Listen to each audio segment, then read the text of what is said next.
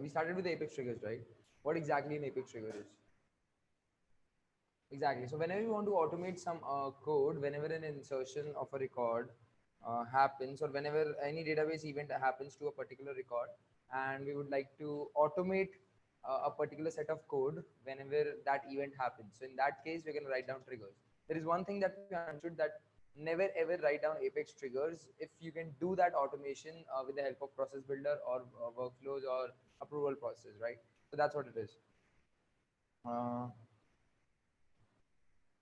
Yeah, so never ever write down like code when you can do that thing with the help of point and click tools. That's what we have understood. And apart from that, like Apex triggers, sorry, the triggers are of how many types? Two types, right? Before and after trigger. So before triggers gets executed, before trigger gets executed, before the database event happens. So no audio. So there are two types of triggers basically: before trigger and after trigger. Before trigger is again like a trigger which executes before the database event happens, and after trigger is basically the trigger which executes after the database event happens. So like imagine if you're trying to insert a new record, then in that case, what will happen? Before trigger will execute prior to the database event, prior to the insertion of that record, and after trigger will execute after the insertion of the record. So this is how it goes, right? So over here, you initiate the process, you initiate the database event or database operation, then the before trigger gets executed, and then the database event happens, whatever the database event is, and then the after trigger gets executed. That's what it is, right? After this, we went on to discussing the syntax, the basic syntax of triggers, right? So what is the syntax of trigger? First, you have to write down trigger in the name of class, on the place of class as a keyword, then the trigger name, and then on object name, on which object you want to create it, and then the trigger events, like on which events this code should be fired, right? And when it comes to trigger events, there are different types of events that are there, and here's the list: before insert, before update, before delete, after insert, after update, and after delete and after undelete. That's what it is, right? Okay, so here's the simple trigger that I've created. Have a look at this one. Trigger, apex trigger on account before update, right? So over here, what I'm doing is I'm accessing the first record which I'm trying to update, and when I'll try to update that particular record, I'm just gonna add limited at the end of this particular. At the end of this particular, okay, let me do one thing. Let me create a new trigger for all of you guys, right?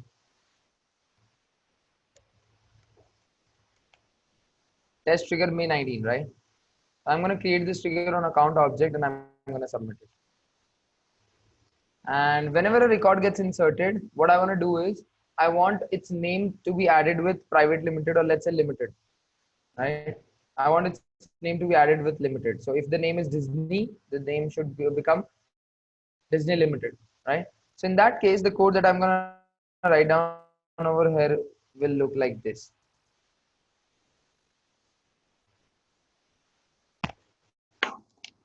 Account A, and comes trigger dot new, and then in the square brackets I'm going to write down this, and then a dot name is equals to a dot name plus limited.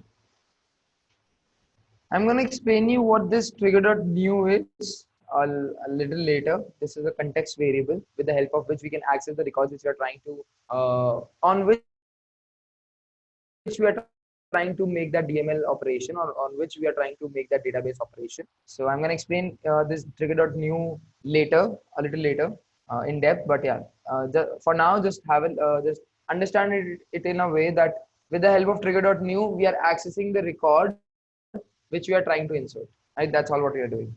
So over here, I've added limited after the name, and then I'm just gonna save this.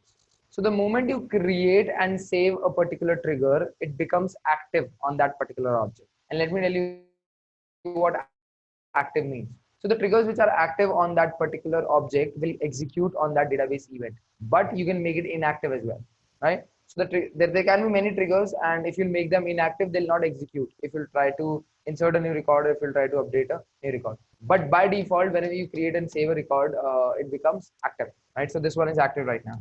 So if I'm gonna insert a new record, let me go to the Salesforce user interface. Let me create a new record, and I'm gonna create it like what? Um,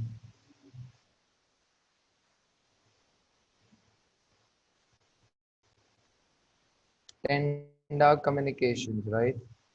Tenda Communications is what I'm writing down as a name, and I'm gonna save this record. What is the name now? Tenda Communications Limited. That's it. So before before the database event happens, if you want to update any of the fields value, you're gonna create a before trigger. Is it clear, everyone?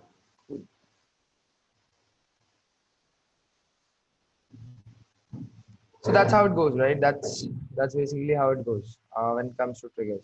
You got it? Now, if I'm gonna update this record, do you think the limited will be added again? If I'm gonna change any other field's value, I'm gonna save this record. No. Why? Because in the trigger events, we have already only written down before insert, right? There's no before update over there. What if I write down that as well?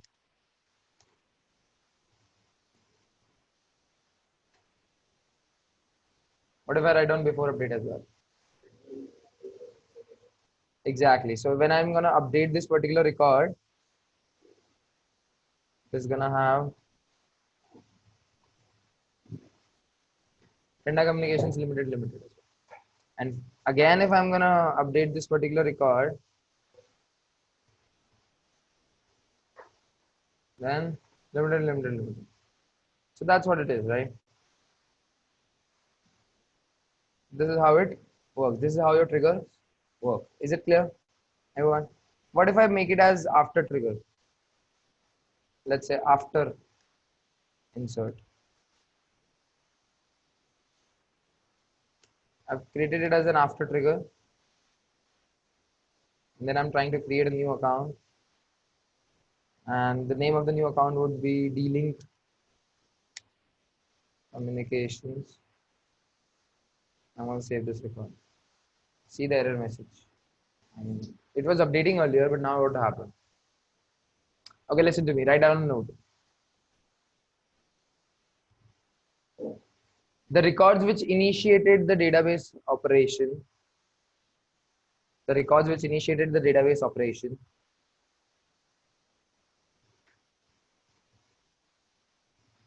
are read-only,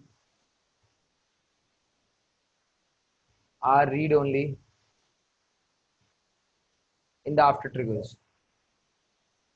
Are read-only in that after triggers.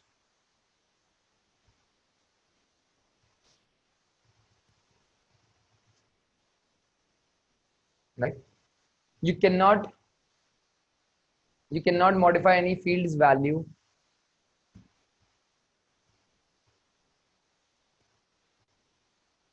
You cannot modify any field's value in the after trigger. You cannot modify any field's value in the after trigger if that record initiated the execution of the trigger. If that record initiated the execution of the trigger.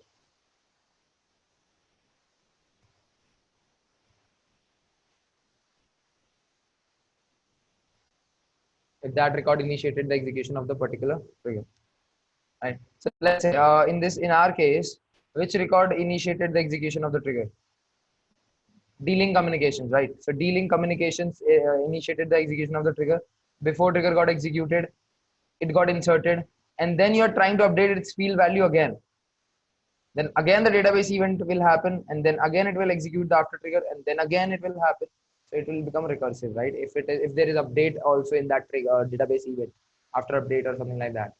So that because of that reason, Salesforce or Apex has kept that like kept this rule that in the after triggers, the record which initiates the execution of the trigger will be read only. Is it clear? Recursive part.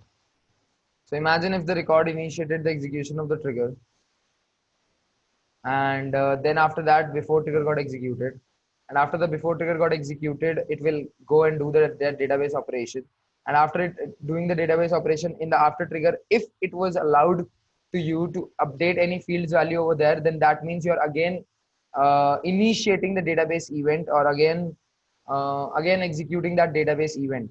So in that case, you'll again execute the before trigger, and then it will again update the record, and then it will like you'll again modify it in the after trigger. Then again it will go to before trigger. Then again it will the database event will happen, and then you'll again execute the after trigger. So that's what it is. Now let's see that like I mean, how many events can we add in a single?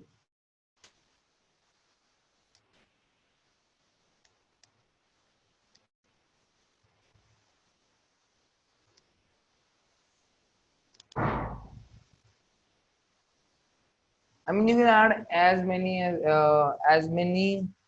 trigger events as you want or as you like in a single trigger on that particular object. There's no limitation, right?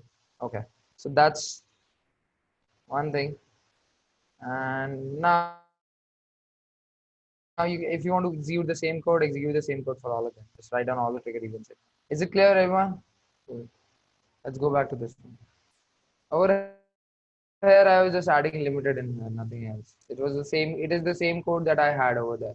If I want to if I want to make that trigger inactive, the one that I just created, test trigger May 19, right? So how I'm going to do that?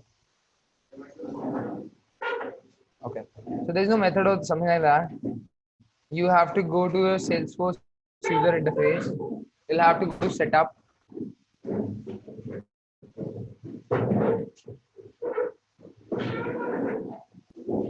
And after going to setup, you'll have to write down Apex triggers.